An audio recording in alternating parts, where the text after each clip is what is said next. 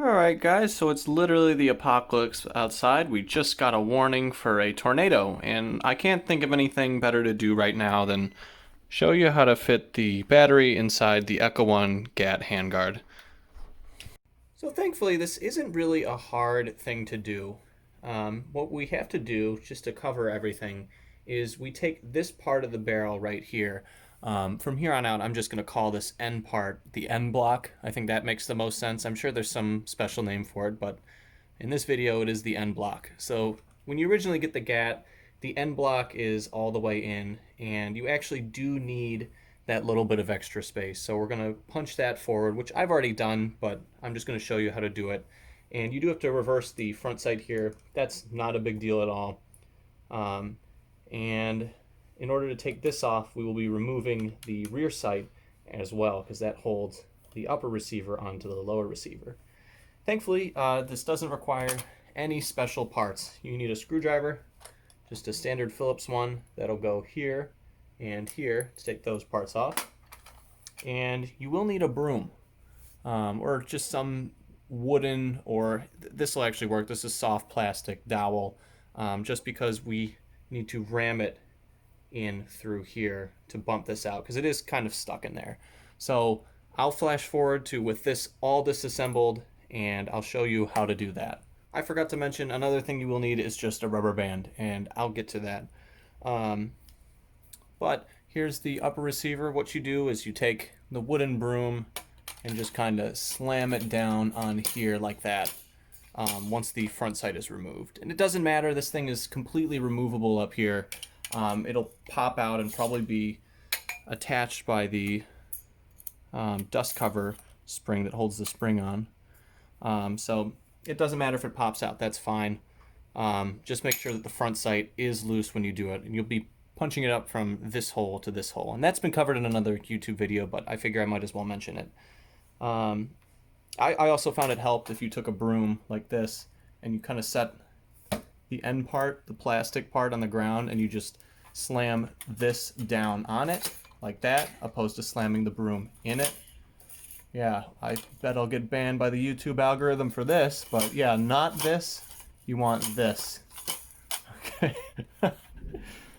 So on to the way you put the battery in. This is, I guess, the whole focal point of the video here.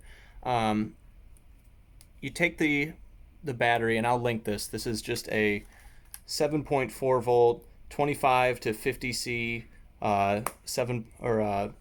lithium polymer battery, 1200 milliamp hours. Just a really small battery. Honestly, it's the smallest one I've ever seen. I'm sure there are smaller ones out there, but the smallest one that I would reliably use. You take it, and what I did here is I made sure that the wire, these thicker wires are the wires from the battery, and the ones that are covered here is the one from the GAT. So you'll take it and you put the batteries on both sides, so it'll be pressed up against the hop-up unit, and this will try and kind of go in between them, and it wraps around. And I actually looped one of these batteries, one of the battery cables, underneath the rubber band as well to keep it in place. And I'll just show you how to slide it on. It's a bit of a tricky process here, but so just make sure, you just have to be careful. You don't want to puncture a hole in the battery. That's just bad news for everyone. So you'll probably get it about here, and then you'll realize, oh, it's stuck. And that's just the standard Echo One GAT. It's the barrel cover, or the barrel end cap, just not fitting the barrel. So you can actually use like a tool of sorts if you want to push the barrel. I'm sure that's something you'll figure out on your own, but you could also just finagle it. I always found the hardest part, oh, that went on very easy, but the hardest part is when it's like here. For some reason it gets stuck with just that much to go. You can use the dust cover and take something. I would not recommend a screwdriver, just because it is a little sharp, to poke this way, but you could use it to poke sideways. So I actually found that my batteries were riding up here, and that's too far back, so I'd have to push them forward like that. But I also managed to push them too far forward, so I'd take them like this and have to pull them back in a little bit. But yeah, then once it's all on, just be very careful at the end. It gets a little stiff here, but it'll be fine. if you check all your corners and make sure nothing's bunched up or getting pinched. I also found it helpful to take off the top rail. That's pretty easy to do. You can put it back on. I don't see the reason to be needing anything more than an iron sight with this, but I know there's a bunch of different strategies out there, but that's just mine. And yeah, from then on, you can just run it. You can run two, one in each hand if you want. It's a lot more versatile like this, I think, and looks a lot better. So yeah, that's my little guide on how to get it. I'm actually just gonna take the battery out. I just used it at the field. That's how you get it. You can't. I'm sure there is a way where you can get this to fit through the barrel shroud, so you don't ever have to take it out and you could charge it directly. I have not found an effective way to do that. It's not too hard to remove in and out once you have the battery wrapped in such a fashion, with the plugs on the bottom and the two cells on the top. I think that's been all right. And one last thing to mention is that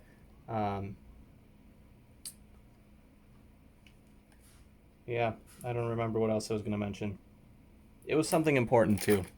Why did I do that? I'm wasting your time. Ah, I got it. Okay. Last thing I wanted to mention is that this is just a stock setup. I didn't do anything major to the gun. This is completely stock inside. It's got the stock Tamiya connectors. The battery is fresh from the factory. It literally arrived a couple hours before I got the Gat. It would be a lot easier if you just switched to Dean's. You'd have a little bit more wiggle room. Well, I guess a little bit less wiggle room, or less things wiggling around, which would be good.